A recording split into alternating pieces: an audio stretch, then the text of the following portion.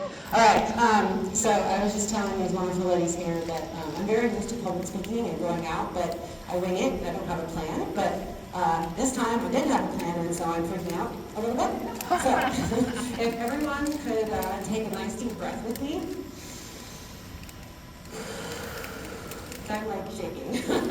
I talk in front of people all the time, but now I'm in front of professionals who know, maybe just as much about horses as I do, and I don't like quite as impressive as I am. Anyway, I'm Regina. I am the programs manager at Joyride Center in Magnolia. We're about an hour northwest of Houston. I created and run the Veterans and EAO program. I am currently seeking certification in natural livemanship. And today what we're going to be doing, I have a bachelor's in psychology, a master's in trauma and crisis first response, and I'm going back to school to get my LPC, and that's licensed professional counselor for those of you that don't know what that means. I have been working with horses for 20 years. I grew up in New York City, believing that I would never have a horse, and I actually had this big old meltdown when I was 12 when I was watching Black Beauty, and I was like, I will never have a horse. And now I own two of my own, and I co-own with my fiance Carrie, who has actually taught me much of what I know and what I'm going to show you today. So we have 3 of our horses are currently in the program. I have one dog, Jasper, my service dog. He got really hot, so he's in the truck. We'll take care of him. So I grew up with what they call natural horsemanship. And, I kind of hesitate to use that word these days because you have your people on one end of the spectrum who, they're very particular about what they like. And I grew up believing that Clint Anderson is evil and he's really harsh and I don't know how I feel about that. And then I started using the methods and really working with them on our horses. And I also learned some Pat Pirelli. So what I'm going to do with you guys today is one of the things I found in our program that I haven't had a single horse mentally burn out in about 3 years that I've been working the program. And I credit it to the groundwork that we do, which is again what I'll be showing you in this session, and also the natural livemanship work that we do with the horses that I will be showing in my second session.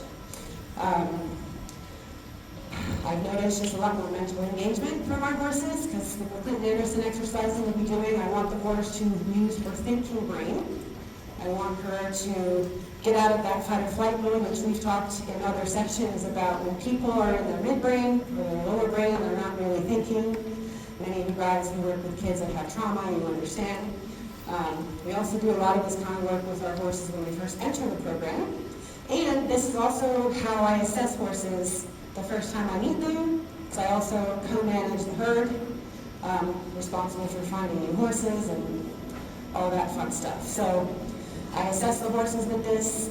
We do it before they enter the program, and we continue to do it while they're with us at Joyride. So if we could bring Jolene over here. Why is it important to do groundwork with your horses? Anybody? Connection, it's fun. What else? Leadership, right? Building trust. Trust, okay. So, Foundation. I'm sorry? Foundation, right? So, keeping your horse engaged, absolutely, right? And I want to show of hands, how many of you guys do groundwork with your horses in your program? Okay. And I don't mean just EAL, I mean like this kind of groundwork with your horses. Okay.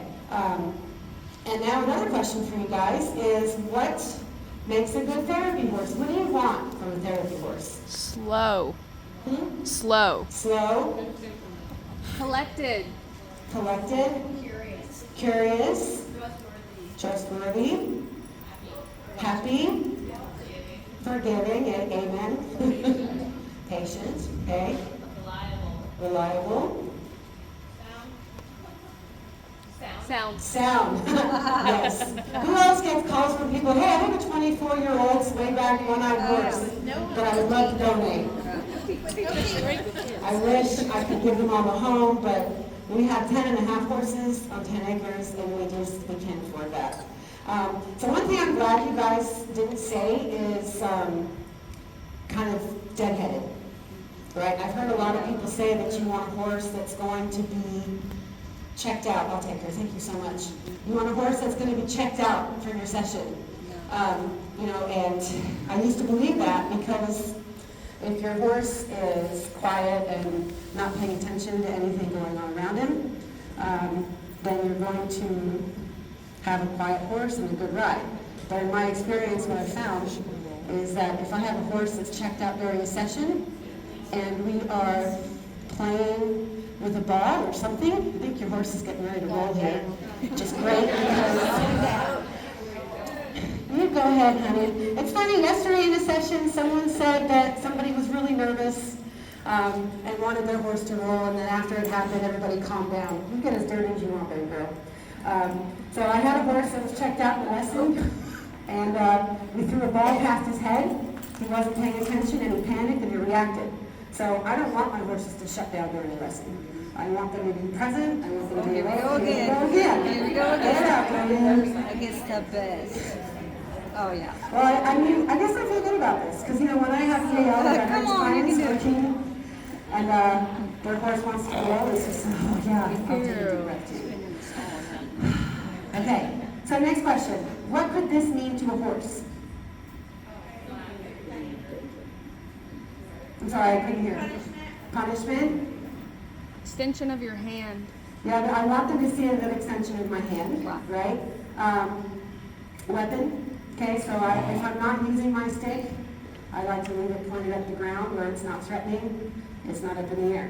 Who here does Clinton Anderson, or is familiar with Clinton Anderson? Okay, what about Pat Perot? Okay, so depending on how much time I have, I'm going to try to get through a little bit of both of that today. So, I'll try to walk you guys through as I'm doing this, right? The first thing that I'm going to do is I'm going to ask her to interact with the stick a little bit. Make sure she's okay with it. I was told that sometimes she will lunge quite enthusiastically. So first, I'm just going to touch her everywhere, right? Her head is up. So what does that tell you? She's paying attention. She's alert, maybe a little uncomfortable, right? So I'm just going to touch her everywhere in a circular motion. And I'll do the other side too in a minute so that everyone can see, right? I want to touch her everywhere. Okay, this is great exercise for when you're looking at a potential therapy horse. You want to know what's safer, guys, doing this with a stick and string to see if they're okay being touched everywhere, or with your bare hand? Right? Because we went to check out a horse one time, and he reacted really well to all of this when we went to the site visit, but after 30 days of being on our property, he had a drastic change in personality. And anytime we put anything near his legs, he kicked us. So, what kind of person do you have to be to drug a horse that you're trying to sell to a therapeutic riding program? What kind of person does that? But that's what horse sitters do for you. Okay? So she's starting to lower her head a little bit. She just touched the ground with her nose, and sometimes that can be a sign of uncertainty. Not really knowing what I want from her. But she's responded really well to me touching her everywhere. She doesn't really seem to mind. Did anybody notice if she seemed more comfortable with me on one side or the other? Because just like people, horses have a side that they're more protective of. So you head back up. So I'm going to guess that she's more protective of this side. We're a little bit more reactive. So I just wanted to spend a little more time over here to make sure that is correct. She's looking away. She's trying to avoid a little bit. Ignore maybe, pretend I'm not really here. There we go, baby. And I'm going to take another deep breath because I'm still nervous. And when you're doing work with this horse, any horse, it's important to be relaxed, or should your heart be racing 20 miles an hour? Okay? You're a good girl. And I will say also, I don't work with mares a lot. Our herd is all geldings, mainly because we're small.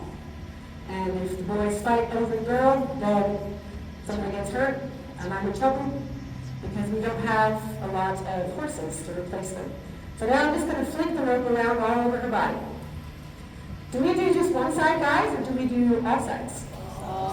Okay, who knows why? Left and right brain. Exactly. So their brains do not kind of work licking and chewing. Good girl. Okay? They have to process things with both eyes before they are ready to accept it with their whole brain. Okay? The end of my rope here just kind of snacked her a little bit. So I just rubbed it away. A horse that is afraid of your stinking string has been primed up, but it hasn't been rubbed away. Gonna wrap it around her legs. What are some benefits of wrapping the rope around her leg? If she gets hung up, she won't panic. She gets hung up, she's not gonna fight it, she's not gonna panic. When we drop toys. We drop toys, right?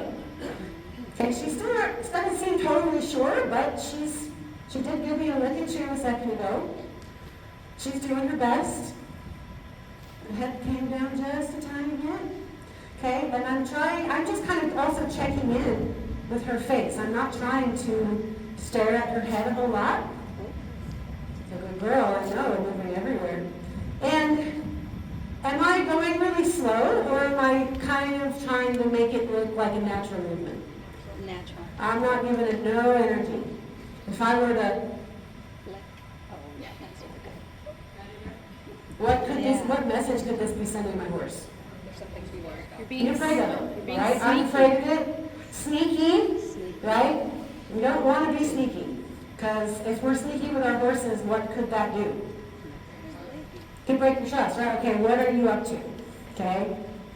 And I don't want her to be questioning what I'm trying to do. I want her to just see it as my natural movement. Okay? She still seems a little uncertain of what I'm doing.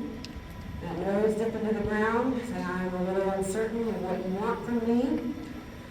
But no, they never put hay out here, I'm assuming, for anybody who works here. So, assuming she's not looking for hay. Okay? So what are some other benefits of this exercise? What do you guys think? Not just around the legs, but all over. Yeah. 100%. Things moving around, things accidentally slapping her, right? So this one, horses tend to have a little more issue with, okay? This next exercise. I'm going to slap the ground. And I want you guys to give me a number between 3 and 7. 4. 4. That's a good number, okay? So, I'm going to start way out here, and I'm going to slap the ground 4 times. If she doesn't move, I'm going to rub her with it, because I want her to know that she's done the right thing by not moving her feet, okay? And again, I'm going to make this a natural movement. I'm not going to hit the ground soft, but I'm not going to put all of my life force into it. 1, 2, 3, 4. Oh, what a good girl. I know. So, what does that noise mean to many horses? Go. Okay. My personal horse, he's a Canadian horse. He was a dressage horse. The first time I started this exercise with him, he took off like a rocket. Because many show horses, what do you do when they have lots of spunk like he does?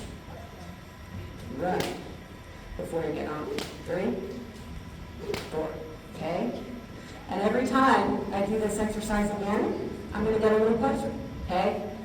I'm going to very slowly increase my pressure. Okay? So, who here knows about pressure in the knees? Hey, very, very big horse concept right there. Okay? So if I were to smack here, and there, what have I just done? Increase the pressure way too quickly. Okay? I'm sorry, baby, you did really good, and I'm sorry I did that to you. Okay? So what benefit does this exercise have? Constant pressure. I'm sorry? Constant pressure. Constant pressure, desensitizing, magic word. These are desensitizing exercises. Can you ever have a 100% desensitized horse? No, ma'am. No, ma'am. 1, 2, 3, 4. Oh, what a good girl. What a good girl. She's doing really good. And she's only 7. Came from correct me if I'm wrong, I think someone said raining? Cutting? Raining? Whoever said that, anyway. But I think she just gave me a lick and a chew. I think I heard it. Did anybody see it? Am I making it up? She did. Good. Okay, so what does that tell us? She's starting to accept it a little bit more. And as a therapy program, when they work with her, they've done plenty of desensitizing, but I've asked, they've done a little bit of work like this, but some of these exercises might be brand new for her today, which is great, because then I get a more authentic reaction. I love that she's interacting with this. What is a horse that's interacting with your tool? What does that tell you? Paying attention. Is she shutting herself down? She waiting for it to be over? I love a curious horse because curious horses feel safe enough to check out their environment. If you're afraid, you're going to be focused on survival. I'm going to have to get a little closer to you now, sweetheart. 1, 2, 3. And then just careful not to wrap your rope around your stick, kind of like that this time. But that's okay, because we're always going to make mistakes, and I want my horse to be okay with mistakes. 1, 2, 3, 4. And I train our horse handlers, so this might fill a lot of people with anxiety, because I'm not really paying attention to my rope. But at the same time, I don't want to send tension through this rope. I want everything about this to be as relaxed as possible, including how I'm holding my rope. Okay? Now a little closer. 1, 2, 3, 4. Oh, good girl. And again, I love that she's turning to look at it. She's investigating. She's curious. Okay? But this is the tough side, right? The side she's been a little more anxious about. But I'm not going to do anything different. Okay? 1, 2, 3. Good girl. Good girl. She just took a deep breath. Okay? She's doing her best. And another thing I found that we have a 3-year-old back at Joyride that we're currently working on and training. And every now and again we'll pull him out to work with him, and he's super anxious. He's really fast under saddle. And I'm like, you know what? Maybe let's do some groundwork. So we'll do some of this, and I will have a totally different horse once I'm done with it. It's once they get kind of used to this routine, it becomes really soothing and calming for them, in my experience. 2, 3, 4. So another thing I'm doing with this tool is I'm trying to let my whole body move with it. You know, if I were to just, sorry honey. So the stiffness and rigidity that comes with not utilizing your whole body, good girl, we'll lick it at you. Again, I want it to seem natural. Another thing I like about this exercise is that noise. Again, I think we might have already covered it, but I have a tendency to babble when I'm nervous. So that noise, it's not always a go button. Look at you, you're being so brave. Turning into it, maybe we'll get a little engagement with the stick on this side soon. So she is still kind of turning away a little bit. Not as bad as she was when I started, even though I've gotten closer as we've moved on. So I'm really enjoying her effort. Okay?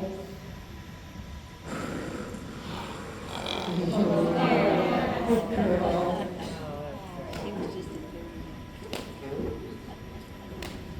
So if I had more time, I would probably continue to work this side until she was more engaged and okay with turning into me a little bit. But just for the sake of time, I'm going to continue. 1. And again, your body, you don't want it completely pointing at your horse when you're doing this. Why? Energy. Loud so everybody can hear. Pressure, right. Your belly button points at where your energy and your pressure is focused. Okay? We're going to do this side one more time. You're a good girl, you're trying so hard. I know.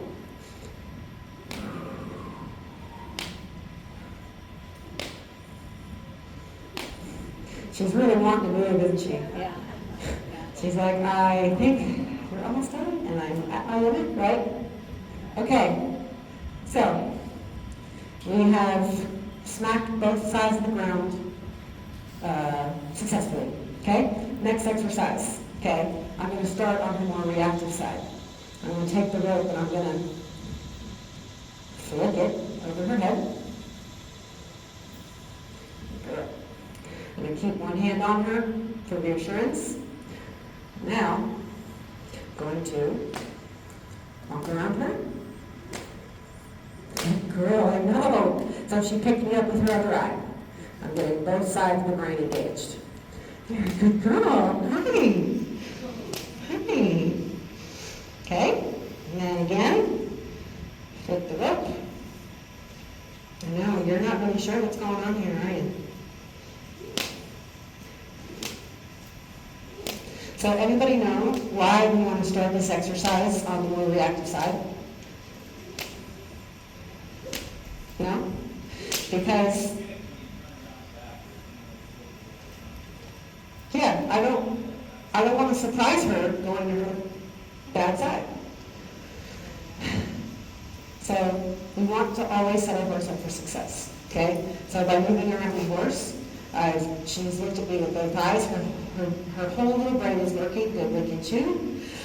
And I know there's so many people. All eyes on you. Okay? So if you do this exercise enough with your horse, you should be able to drop the rope and ground tie and do that.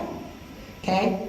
But for the sake of time, and I don't know this horse well enough, okay, for that exercise, we expect most of our horses to joyride the ground tie. All of them, actually. Let you guys. You guys ground tie your horses, train them how to do that. It's very useful. Okay, next exercise. I'm actually going to move her a little bit for this one. Okay, so this one, I'm going to do another no-no that we tell people all the time. Don't stand directly in front of your horse. Okay? So I'm going to do now, I'm going to take this stick and string and I'm going to draw a figure 8 over her head. A little infinity symbol. Well, that could be a benefit to this exercise. Both sides of the brain, okay? All of this is activating that beautiful little brain of hers. I've been told she's very smart, okay? Here we go. Girl. Again, I'm not putting my whole life force into this, but I'm not going to tiptoe around her. Good girl. Okay, and what side is she engaging with that stick on? Yay, good girl, you're so brave. Good looking chew. Head still up a little higher than I want, but like I said, I usually put a lot more time into these exercises so that my horses are more relaxed before I move on to the next one. But since she was a little anxious, I'm going to do this again. Good girl. Waiting for that head to drop, release the pressure. Okay? Good job, little one. Okay, so now I'm going to ask for a little bit more from her. I'm going to ask her to yield the hindquarters. Okay? I want her front end to stay still and her back end to move. Again, I don't want her to just react to the stick or my pressure or my energy. I want her to think about what I'm asking. Okay? Again, I don't want her in fight or flight mode. I want her to think of what I'm looking at, where my pressure is faced. Okay? So, anybody ever done this exercise with their horse, the hindquarters? Okay? So, I'm going to focus my energy in this area right here. Okay? And do you ever go at your horse with really big energy when you're starting to ask for a task? No. So I'm going to ask slowly at first, but I'm also going to set both of us up for success by making sure, and I'm going to cause a lot of anxiety here. I'm going to drop the end of my rope because I don't want too much in my hands, okay? I'm going to keep my hand up here because when she starts moving, I don't want her to turn her head into me and get between me and my hand and kind of disrupt what I'm trying to do, because if I have to take the time to correct it, then I'm kind of bringing a mood to the exercise. But I want it short enough that if she starts to walk forward, I can give her a quick bump of correction. Doesn't have to be hard, just a little, hey, forward, okay? So I'm going to direct my energy here. I'm going to look at it, turn my body to it. I'm I'm going to bend a little bit.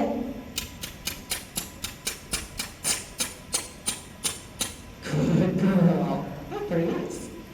Okay? So, yeah, somebody might say, hey, I want you to do a whole circle, but you know what? I don't know if this horse has ever done this before. If she gives me the right answer, I'm going to praise that by not asking anymore. Okay?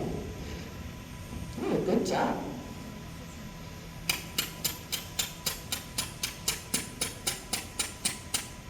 Good girl. And what you're eventually going to look for is those hind legs crossing under each other when you're doing more and more. So she's given me one step at a time quite nicely, quite consistently, and it seemed like I didn't need to use as much pressure that second time.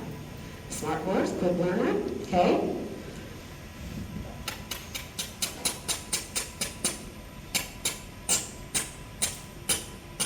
Ask for 2 steps. 1, 2. There you go. Okay? Slowly but surely. And yes, she might step on that rope. Okay? That's okay. That's another reason why I've got it nice and loose and I've got a nice hold close here. Ah, look at that. No stick needed. So I have to use less and less pressure. Okay? Why is that? She's understanding. We took the pressure off at the correct time when she gave me the right answer, and she's learning. Did you have a question? When you say crossing the hind quarter, explain to some of us why you're doing that because they may not understand that. Okay, so when you're doing this exercise, what you're also looking for is that their hind legs cross in front. Okay, not only is this a good exercise for their brain, but I think it's also a good way to kind of engage that hind end in a different way than they might not usually do unless you're doing a training ride. I wish I could take a selfie. You are so cute. So this is also like a nice way to help open up those hips. Who here has therapy horses with hip issues? Or hind end issues, right? So in my opinion, this exercise is a great way to help loosen that up. Get them to stretch and move in a different way. Okay, let's do a little bit more on this side, baby.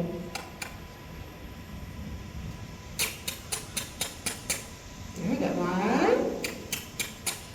There's the crossover. There. Good girl. And who can have an easier time with this? Younger horses or older horses? Younger. Yeah, obviously, right? She's nice and young. So she can do a lot of this, right? So I'm going to go to the other side. Good girl. What a smart girl. Okay? And again, what else could be useful?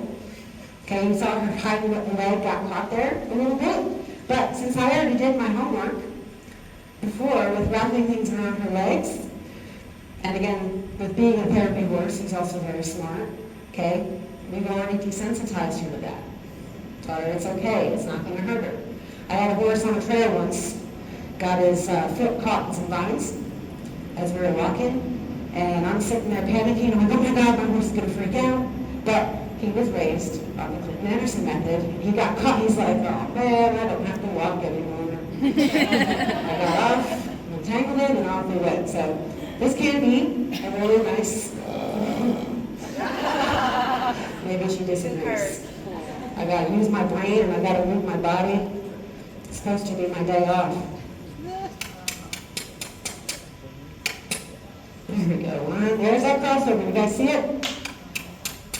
Good girl. Good girl. All right. So again, for a horse that's learning, we do eventually want to see the crossover, right? But for me, I'm going to take any small effort the horse gives me, especially if they're learning, right? And Clinton Anderson might say differently. He might tell you to push until you get what you want. But me, personally, this horse doesn't have to pay attention to me. She could run away, she could drag me down, she could headbutt me, she could kick me, but she's trying. And that's what matters to me. Because I'm not looking for perfection, I'm looking for try and progress, absolutely, okay? So this next exercise is harder for many of our horses. I'm going to try to do the opposite. Yeah, shake it off, baby girl, okay? I want her hind end to stay still. I want her front end to move. Same thing, crossover action, that front leg. And many horses, again, will have trouble with this. We have a horse that was in mounted patrol before he came to us, and before that, he traveled the country doing rodeo events. He's 24, and he can't do this one, but bless him, he tries. Okay? So, I want my pressure to be at the front end of the horse because I want her to just move the front. And I can't be staring at the head. And I'm almost kind of looking through the neck because in my periphery, I want to keep an eye on those feet. And I want my energy to be focused at the front end here. So there's a couple different ways that you can ask a horse to move at the front end. And this is actually an exercise I use in my veterans program because they get very frustrated very easily, and this can teach how to take a step back, recognize when you're frustrated, and how to approach one problem from multiple different possible answers, okay? So one way we can do this, and to me this kind of has the most energy, you take your stick, line it up with their head and their shoulder, just kind of shake.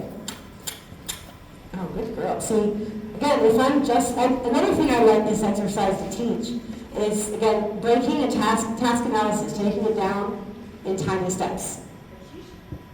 She shifted away from me, okay? Oh, it's working now, okay.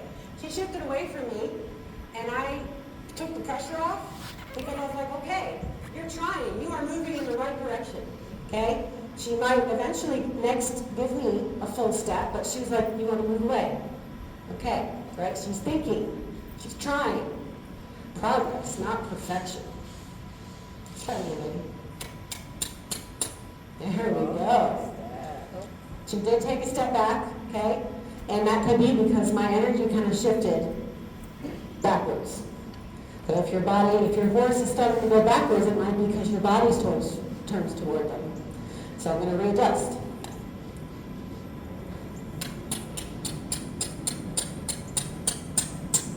There we go. Another side step with just one foot, but again I'm going to take it because we just took a step back.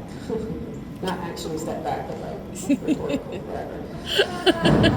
I like that. Okay, let's try it again.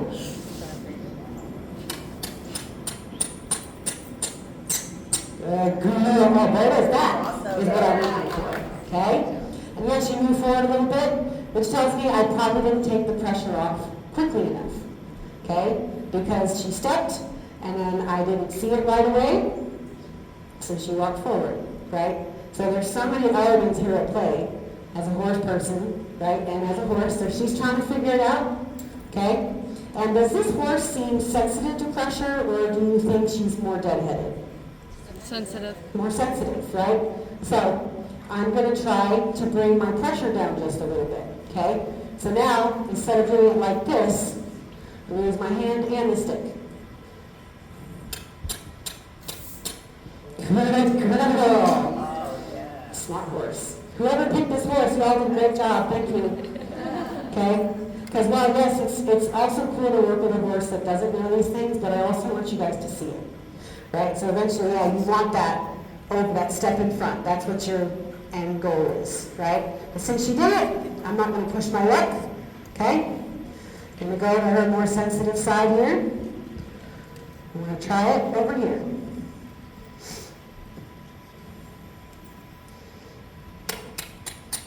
Head up, please. Head up, please. No breaks in, I promise. Good girl. Okay, another good try, okay?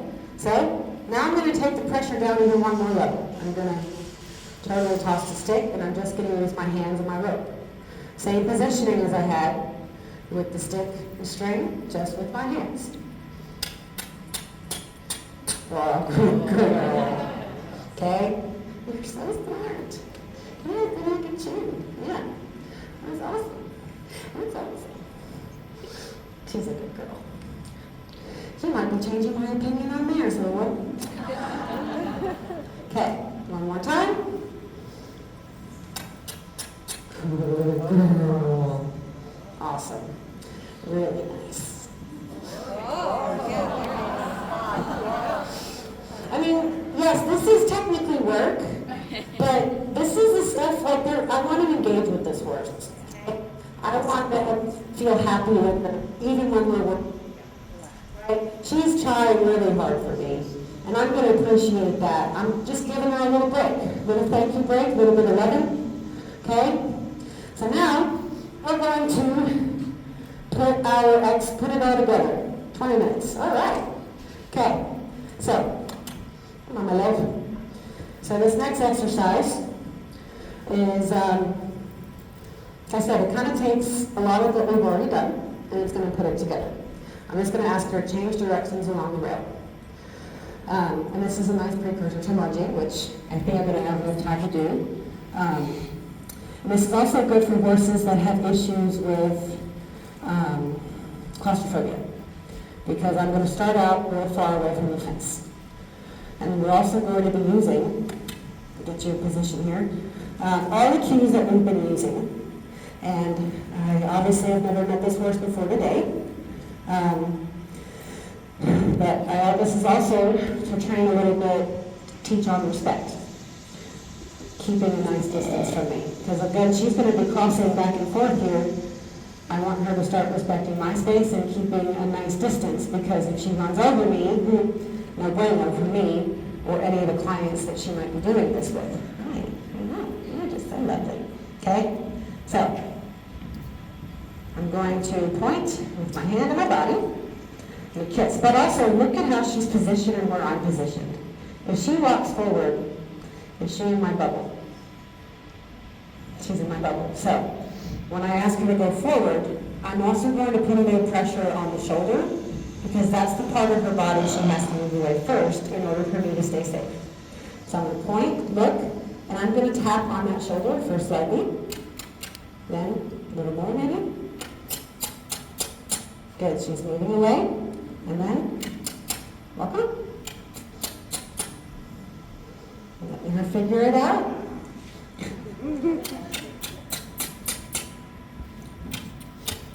Good girl. And then when she passes, ask her to heel the hindquarters. Turn around and face me again. Okay? Again, she's set up quite nicely, but still, if she will walk forward, what's she going to walk into? You. Okay, so again, look, to get the stick, okay? Tap the shoulder. Oh, there you go. She moved her front end, and I didn't have to put I had to put way less pressure on. And this time, she stepped a little farther away from me, right? A little bit more distance between us. Awesome. She's really using her noggin here. Love to see that. Licking and chewing, head nice and low, okay? But she's a great horse. I don't have to use a lot of pressure, and she learns really quickly. So there's not much I personally have to do. I just have to teach her what I want. So for the claustrophobia issue now, I'm going to take a little step closer to the rail, and I'll have to ask her to move her shoulder again, even though she did a beautiful job getting a little further away from me. Good girl. Right here? Wrong. Maybe not here.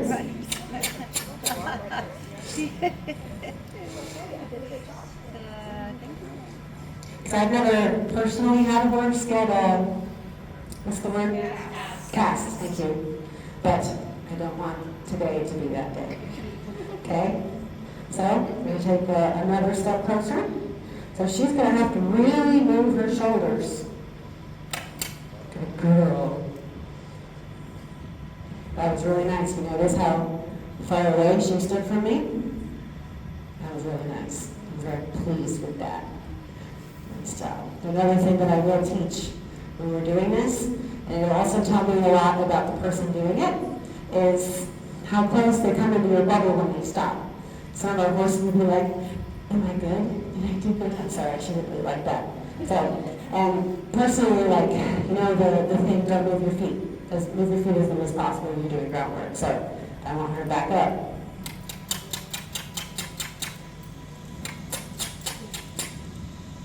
Good girl. Again, I don't have to use a whole lot of pressure. You know, you start a little wiggle, and you get a little harder, and then a little harder, and then if you have to, you go up and down. But if you're up and down, then you should have tried everything else, because that's gonna be your maximum level of pressure. Okay? So those are my quick Anderson exercises. Does anybody have questions about that before I move into more of the pop parade? No? Awesome. That just means I'm a great teacher, right? That's right. Okay. So it's funny because who here is doing with both and has used both Quentin Anderson and Pat Burley? Okay, so you guys know there's a lot of kind of things that they both do, right? So he does have a game called Hide the Hiney, which is like yielding the hindquarters. And I think he also does that. You have a question? Yeah, when you were doing the run, why did you start with max pressure instead of low pressure? Mainly just for showing, and I also, even though at that point I had an idea that, oh, did you guys all hear the question? Why, when I was yielding the front end, why did I start with the max pressure with the stick? Because even though I was starting to get the idea that she was more sensitive to pressure, I also wanted to, with the most difficult of those exercises, kind of set her up for a little more success with more clarity, because your stick being there, it's not the need, can I take that? I wanted to start with success and then kind of work my way down. But normally, yes, absolutely, I would start with the lowest pressure and go up. But I also wanted to, like I said, set her up for success and be more likely for her to be successful, so that way I can then show how to reduce the pressure. Does that make sense? Yes, it was a little backwards, but thank you for asking. Okay? So another thing that I will do with our horses when they come in, and another thing to get them thinking and not just reacting, is I take this rope and I'm just gonna, because again, how often do our horses have things flying around their head? A lot. A lot. I'm not a big fan, but she's tolerating it. You're a good girl. Okay? Some people will do this with a rope halter. I don't like this exercise with a rope halter, and who knows why. Oh, very good. I'm sorry? Too many pressure points. You're tired of this. You don't like it. So another thing I like about this exercise is that even if you do it wrong, you're doing it right. Because we're still desensitizing, even if we're not getting the rope all the way around her head. Oh, I know, you're so tolerant. But, so I'm going to use this horse in the next session to work on consent and connection. So it'll be really nice because now I'm asking her to do all this work, but then afterwards we're going to have more focus on connection. Okay? So another exercise I really like to do with my horses kind of goes along with the wrapping the rope around their legs to get them to understand pressure, and it's not a bad thing around their legs, but I take my leg rope and I put it just over the ankle here, and I want her to step into it. It's also nice to stretch them. Regina, you got a little bit. You want me to move sideways a little? No, I can't see. Oh, okay, I'm sorry. Good girl. Okay, so, sorry guys, didn't know some of y'all couldn't see. A little bit farther, you got it. Come on, little one. Is that better? Yes. Okay. You're doing so good. All right, she did that rope for me, so I'm going to do the other one. I'm going to drop the rope down below the ankle. Pull. I want this rope to be nice and loose, the side attached to her face. She's going to investigate, be curious, maybe it feels good. I want her to step into it.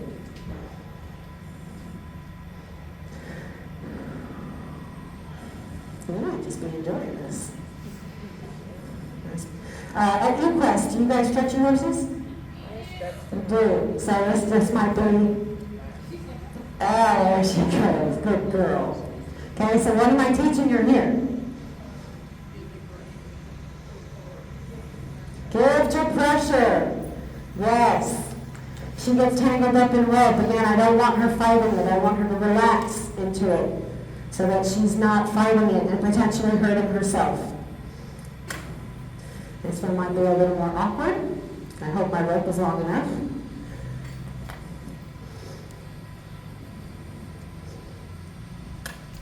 Get that foot.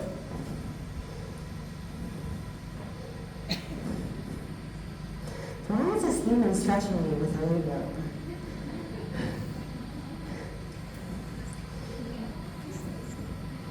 Okay, she's trying to figure out, why won't you let me go? Now, obviously, if your horse is like freaking out about this, right? Again, I don't want them to get hurt. Don't want you to get hurt. If they struggle a little bit, that's okay. And I have horses that have literally stood here for like 5-10 minutes. It's like, well, I guess you just really like to stretch. But if you have a horse that's not really understanding what I'm asking here, especially that they tend to be a little more sticky with the hind end. Again, maybe she just likes the way this feels. She looks very relaxed, right? Doesn't seem too terribly bothered, so I might kiss a little. Try to get her to move forward. Come on, baby. You can do it. Okay. Looking for the answer. Looking for the answer. Come on, baby. And I want her to figure it out on her own, right? But I might encourage a little. I know, baby, this is weird. There's so many times she's come close to putting that foot down. But I just want her to step forward, put the weight on that leg.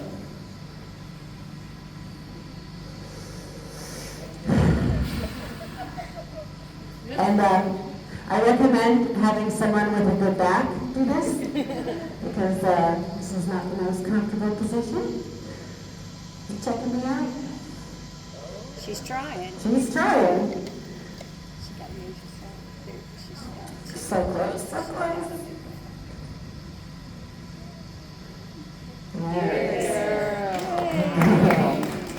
Good girl. So, what are one of the most important things to have when you're working with horses?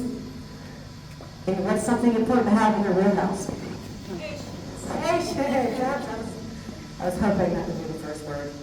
Right? I have a question. Okay. I have a lawyer, Susan, and a little bit of Relly. In positive reward training, career training, positive reward training, one of the, and I know that's not what we're talking about here, one of the ideas is, especially in a horse that doesn't know what you're asking, to reward the smallest delivery of that item. At what point, holding her leg up, I mean, she almost put it down a couple of times, do you break the system for her to be successful? I was very close. Okay. Yeah, if we didn't get it soon, I would have just let it go when she was like, I'm just gonna pretend. So I mean, every horse is different, right? I was reaching that point, I was like, well, next time she looks like she's good, because if that right there, actually, if she hadn't put it down all the way, I was gonna give it to her anyway. So, I don't know if anybody heard, but she was like, when do you kind of, like we said earlier, rewarding the smallest try versus waiting for her to put the foot down completely. We got the line cover. Okay. So, I can either do the last foot or I can do a couple minutes of lunging. Which one would you guys prefer? Lunging. Okay. Can I get 8 ground poles, please? Triangle here, and 2 poles in the middle. Por favor. So obviously, I've only got 10 minutes left, so we won't do a whole lot. But while they're setting up, who here lunges their horses? Excellent. How often do you lunge your horses, and for how long? 30 minutes. You may reach success. Yes, please. Okay. Who else? Job as a camera woman is How long and how often? Usually about, I try to do twice a week, 30 minutes for one book, Okay. but it depends on Depends. the horse. Yeah. So I've always been told don't lunge for more than 30 minutes, especially if you're going in a circle, just because it's hard on their bodies. Now, do you like to lunge over poles or just on the flat? Both. Okay. I personally love lunging over shapes, and you can bring it kind of closer. Yeah, we can have them kind of close together too, just since I have a small rope and Walking is hard. Triangle, two-pole triangle. And like, kind of the points facing out. Yes. I'm sorry, guys. I should have drawn something. And sent it in. Perfect. That's great. Okay. I like to use books that have lots of different pole setups. Okay. Because yes, 4 poles set out with trot strides is really great. But I don't always set up my poles for proper striding. I don't always set them out straight because I want my horse to think. How many of us have horses that knock into poles during class? Yeah, okay. A part of that is, checking out, just kind of doing with their bodies. But when I set poles up in interesting shapes, we have stuff to think about. You have to lower your head. Who else has a horse when you're riding or training or lunging will brush through your poles? Yeah, okay. So setting your poles with shapes, you want to check them out? This is great. Thank you, guys. This is actually one of my favorites for riding and lunging. Sometimes you can fit a canter stride in the triangle, depending on the size of your horse. You can do trot work. Oh, you don't like that pole there? Okay. So, setting up my poles like this. You guys ever done something like this with your poles, or lunging, riding, anything like that? Pick up sticks. Yes. Yeah, drop all the sticks. Okay. I was told this horse does lunge, maybe a little enthusiastically, but that's okay. Energy is not always a bad thing. How many of you guys have horses that are like retired show horses? Quite a few, okay? So do our show horses, what experience do they have with lunging? Shout it out. Buck it out. Buck it out. We have one horse, Happy the Appy. I'm pretty sure he was Western Fletcher at one point. You put him on a lunge line,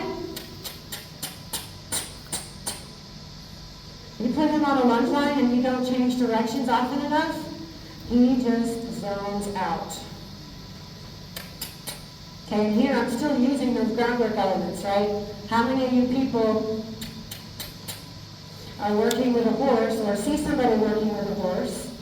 And I'll show you here in a minute, and please, Jolene, forgive me. I'm going to yank on her face. And I got a little ahead of her here. How many of you see that when you want your work when someone wants their horse to turn around? Okay? But again, is she using her brain? By yanking her around?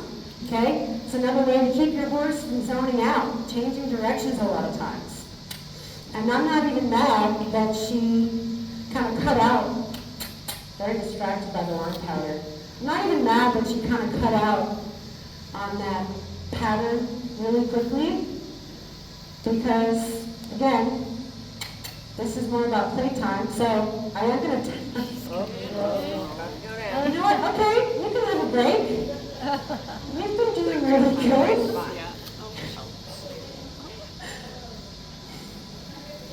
When I have a horse do this, I take it as a compliment. Because what is a horse surrendering when they lay down like that? Flight, and they're exposing their bellies.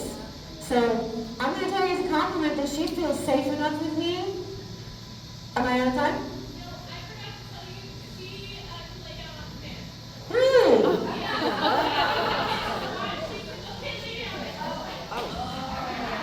And here I was feeling really good about myself. Okay. That's okay. Whatever. And I have a bad habit of keeping my hand up in the air when I'm lunging. What is that? Put Anderson people, what is this? Pressure. So my fiance Terry, he's always like, get that hand down. And you don't even notice you're doing it. And I'm just going to kind of keep it up the walk because it's hot.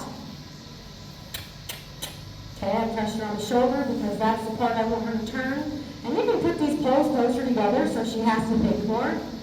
right? But I love that her head is down. I love that she's looking at it, she's sniffing it, she's investigating, she's curious. You're gonna go down again, and look like you're looking, okay? So,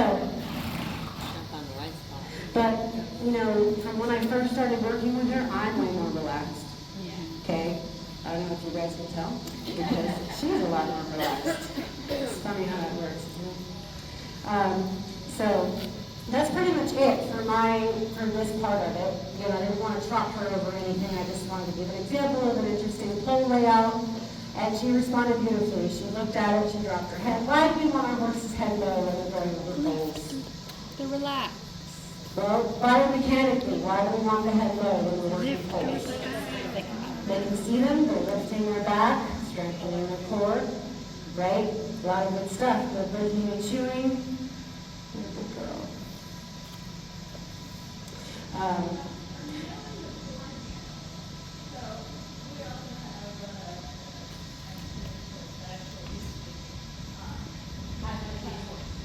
Oh, as a police horse, okay. I was wondering if you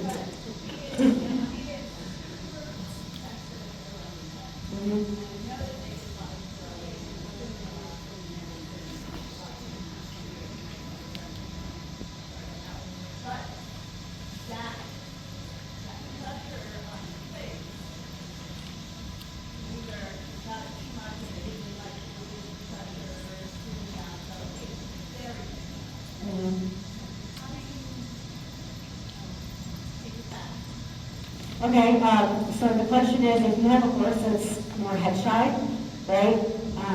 You know, and this motion being a lot of pressure at the head, our ex-police horse is very head shy as well, and very sensitive to pressure. So we have to do it from a lot farther away. And instead of opening our hands, we might just shake our fingers at it. Okay? And eventually your horse should become if your horse becomes really attuned and really starts using their mind, like, you know, Terry can go out there with his horse and he just goes, he shakes his finger, like that's been a naughty butt, you better move it. And that horse is all the way in a circle.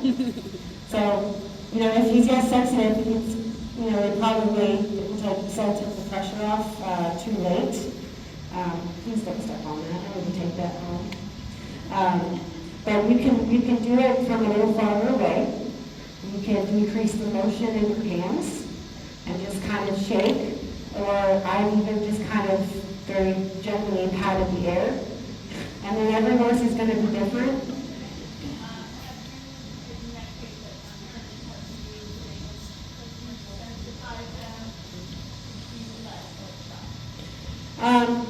In that case with Stormy, I think he's also losing his vision.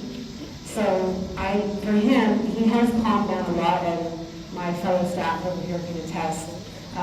He has calmed down a lot, and actually part of, I think, why he came down so much is due to the natural life work that we did with him.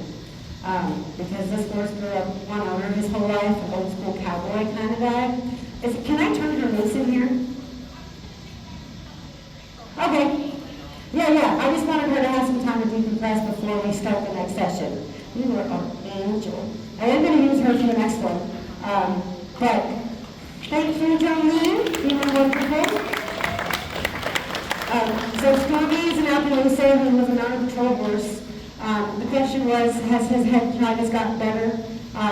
So when our horses come to the facility, they spend 2 weeks in a round pen for just, what's the word? Quarantine, just to make sure they're healthy. He had to stay in the round pen for almost 2 months because it would take over an hour to put a halter on it. But he had one owner his whole life. We came at it with a halter and he would run. I mean, and a horse running at 22, it was kind of beat up as old as he looked. Was kind of impressive, but he managed it. And what really changed it for him was giving him a choice. So, you know, anybody here familiar with the natural life method? Okay, so the horse is allowed to say yes and they're allowed to say no. So with Stormy, being able to say no made a huge difference with his head shyness. And now we offer him the halter and he shoves his head right in. We might have to walk behind him a little bit because he actually loves his job.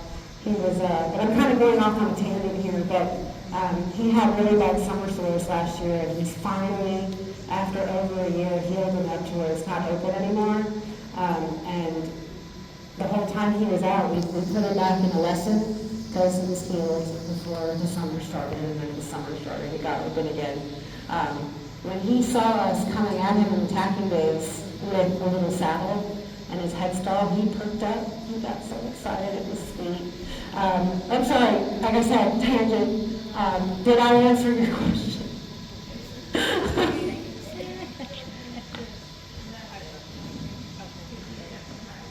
Yes, I would still use this.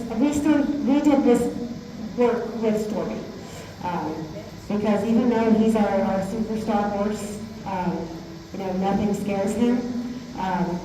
Like I said, this is just standard what we put all of our horses through before we put them into any program. So how do you work this into your riding program? Do you do it every day before you ride them? Do you do it on weekends? Do you do it once a month? Do you do it? Okay, the question is how do we integrate this into our riding program?